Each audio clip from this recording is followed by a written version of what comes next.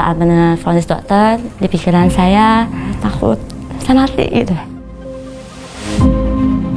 Kanker itu kan chance hidupnya rendah, banyak kan meninggal.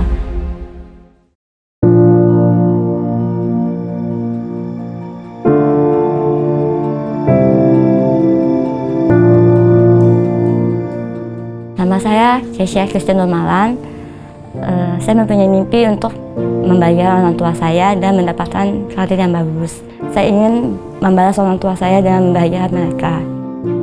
Namun mimpi itu hilang sekejap saat saya divonis kanker tahun 2011. Gejalanya karena sariawan yang tidak kunjung sembuh, dan saya juga berusaha sudah mencari dokter kesana kemari sampai beberapa dokter.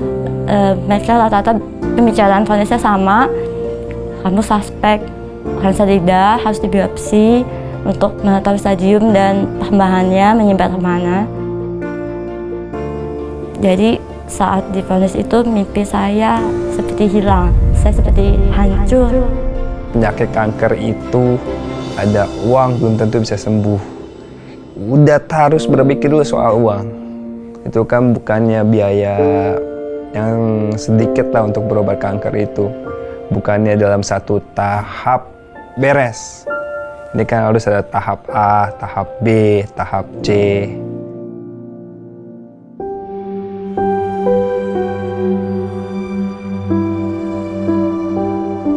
Setelah hampir 3 minggu saya divonis kanker sambil mencari alternatif untuk penyembuhan, saya bersiap untuk MRI karena melakukan operasi. MRI dijadwalkan pukul 6 sore. Tapi tiba-tiba saat pukul 3 sore, saya ditelepon oleh salah satu rumah sakit yang saya akan MRI bahwa mesinnya rusak. Oleh karena itu akhirnya saya menyetujui kakak saya untuk pergi ke gereja.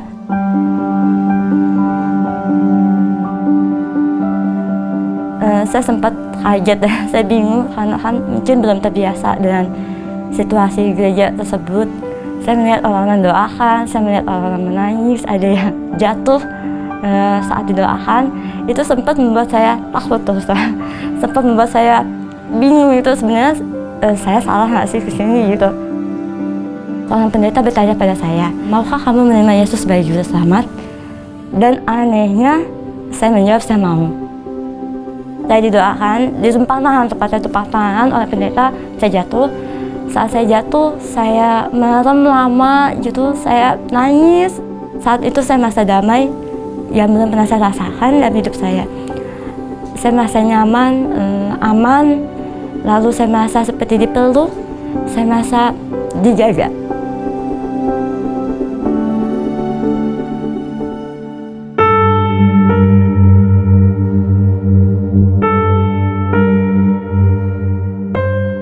Setelah saya mulai mempercayai Yesus, saya mulai berdoa secara Kristiani dengan cara yang saya bisa. Saya cuma bilang, Tuhan tolong saya, bantu saya melewatinya semua supaya semua akan baik-baik aja sambil menunggu persiapan saya untuk operasi. Singkat cerita, 2 minggu kemudian saya akan operasi di Singapura atas mujizat Tuhan. Biayanya dibantu dan ditanggung oleh atasan saya.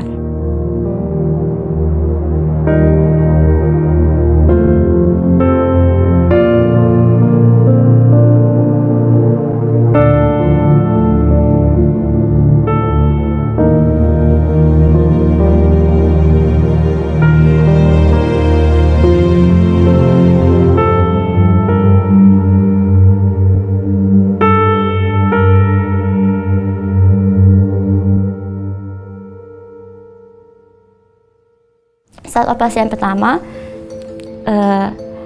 selama 16 jam, saya setelah dikeluarkan dari ruang operasi, saya masuk ke suatu ICU. Di ICU itu malamnya saya seperti diganggu oleh kuasa gelap yang ingin menekan saya supaya saya tidak bisa bernapas. Karena saya masih memakai alat-alat bantu pernapasan.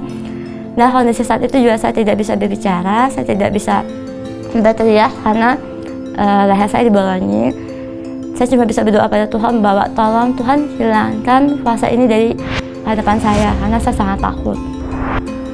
Saya doa terus, akhirnya rasa itu hilang. Namun sangat disayangkan, operasi saya yang pertama itu kurang berhasil karena saat dokter menusukkan jarumnya ke lidi operasi saya, darahnya tidak mengalir, mati. Jadi saya mesti operasi pembetulan yang kedua supaya lidahnya itu bisa hidup. Nah, operasi yang kedua itu saya merasa saya hampir mati karena saya sudah mendapati diri saya seperti di suatu tempat yang sangat putih, yang luas, tidak ada pembatas, tidak ada orang, hanya ada suara-suara teriakan. Namun suara Tuhan memanggil saya kembali. Tuhan berkata bahwa anakku, pulanglah, karena anak saya masih menunggu di rumah. Saya merasa langsung roh saya tertarik dan saya bisa membuka mata saya dan saya bisa melihat orang-orang panik karena mereka berkata bahwa saya sudah pucat, lidah saya sudah biru, bibir saya juga biru, bahwa mereka mengira saya tidak akan selamat, seperti itu. When I'm lost and call to you in desperation, let your voice be clear to me. Setelah operasi yang kedua, saya masih harus melalui tahap pemulihan yang sangat panjang. Saya harus belajar berbicara, belajar makan sesuatu, saya harus belajar berjalan juga, menggenggam sesuatu karena kan banyak jahitan di dalam tubuh saya. Tapi memang kadang kita sebagai manusia pasti merasa lemah dan tidak akan sanggup melalui itu semua. Tapi Tuhan sangat baik. Tuhan mengirimkan banyak hamba Tuhan mendoakan saya di sana. Yang tahu mereka dapat info dari mana, mereka bisa datang berkunjung, menjenguk saya, membacakan firman.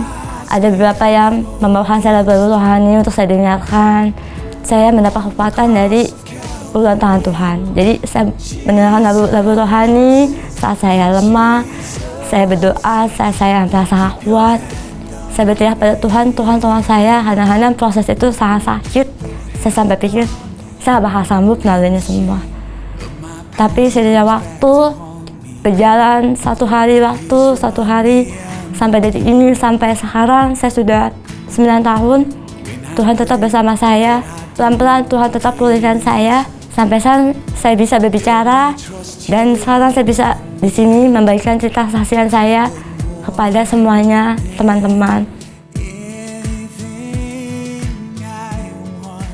Terjadinya kesembuhan dengan istri saya itu benar-benar mukjizat yang sangat luar biasa.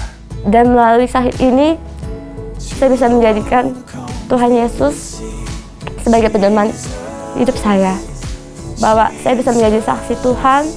Tuhan itu nyata, bukan Tuhan yang mati. Dia Tuhan yang hidup, Tuhan yang tahu segala keluh kesahmu, sedihmu. Dia adalah Tuhan yang menolong saat kamu butuh, pas saat waktunya jalan-jalan buntu. Tapi Tuhan seperti membuka pintu baru, jalan baru yang bisa saya lewati bersama Dia. Please keep your hand on me.